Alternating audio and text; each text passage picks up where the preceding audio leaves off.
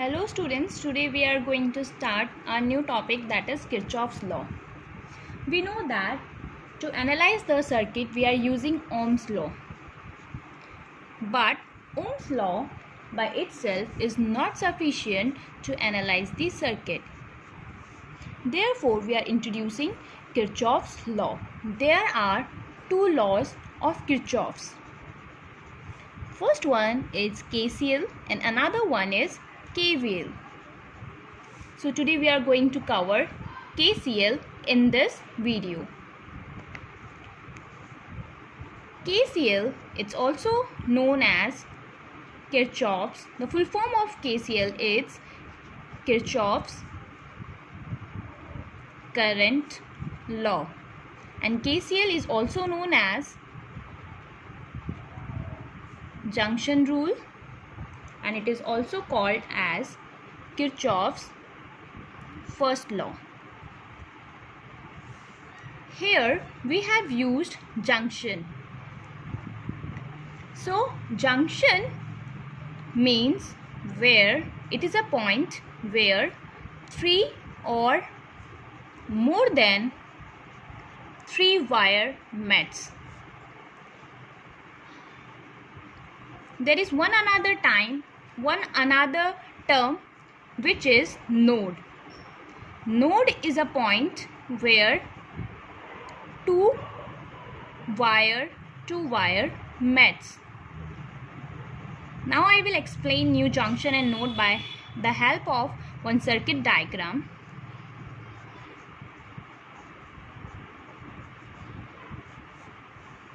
And I am giving the name, that is A, B, C, D, E, F. We know that at A point, this wire AB and AF both meet at A point.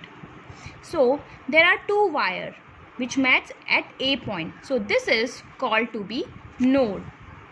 Whereas at the B point, there are three wires AB and BC and BE. There are three wires met at one point, that is B. So B point is known as to be junction. Similarly, we can call C as node because BC and CD are the two wires which met at C. So this is C, it's known as to be node. So hope you all cleared about node and junction. Now we will start with KCL. KCL states that at any junction or node, sum of current entering the junction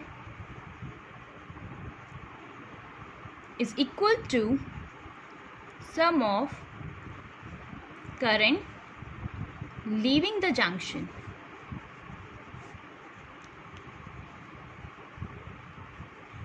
It states that sum of current entering the junction is equals to the current of sum of current leaving the junction. And by the in the mathematical form, we can represent it like this: summation I in is equals to summation I out. Or in other words, we can say that the algebraic sum of the current at any junction must be 0. So we are going to represent as summation I n equals to 0. We can represent like this also. Okay, but please try to remember this in the KCL, that summation of current entering the junction is equals to sum of current leaving the junction. Now KCL is based on the principle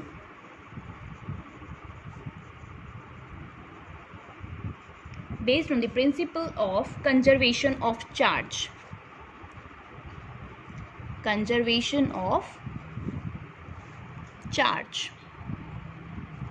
How it works on the conservation of charge?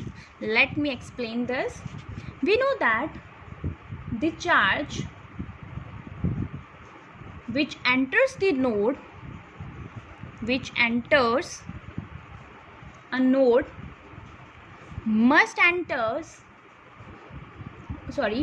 leave that node, because it cannot be stored there. It cannot be stored there. As we know that since the algebraic sum of charges, the algebraic sum of charge is equals to 0. So therefore we can say that the current entering the junction is equals to current leaving the junction. It works on the principle of conservation of charge. So KCL works on the principle of conservation of charge, as charge enters the node is equals to the charge leaves the node, because it cannot be stored at that point. Therefore we can say that the summation of charge is equals to 0. Now let's do few examples on it. So our first example is this, in which we have to take out and we have to apply the KCL into it. So I told you that KCL means the summation of current entering, it's equals to the summation of current going out from the node. Okay, so I1 is entering in the node, whereas I5 is also entering in the node. These two currents are entering, so we are going to put I1 plus I5, whereas I out means the current which are leaving the node or which are leaving the junction.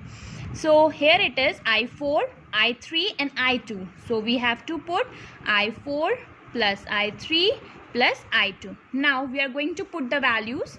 So IA, the value of IA is 4, I5 is 5, whereas the value of I4 is 2, I3 is 3 and I2 is 4. So 4 plus 5 it's 9 ampere, whereas after adding these all digits we get 9 ampere. So both are equal. So this is our first example on the basis of KCL. So this is our second example, in which we know that summation I in is equals to summation I out for the KCL. So in this 4 ampere, 3 ampere and 10 amperes, these three currents are entering in the node. So what we have to do? We have to write like 4 plus 3.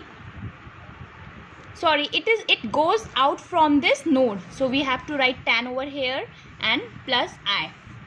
Okay, so 4 plus 3 gives us 7, minus 10 is equals to I. Here the value of I is minus 3. Whenever we get the value of I in minus, it shows that the assumed direction of current is opposite to the actual, it's opposite to actual direction. Okay, what does it mean? It means that we have assumed that the direction of current is outward from the node, but as we know that current is equals to minus 3, it comes in negative. It shows that we have to change this direction. So the new direction of current will be this. It is going towards the node. So that is the current direction. And that therefore our new circuit is going to be like this. Like this, in which the current direction is towards this junction. So I is equals to 3 ampere, in which we have to mention 3 ampere, not minus 3. And we have to make other things same. So that is our new circuit, and this formula is applied on when current is our negative. It shows that assumed direction is opposite to the actual direction.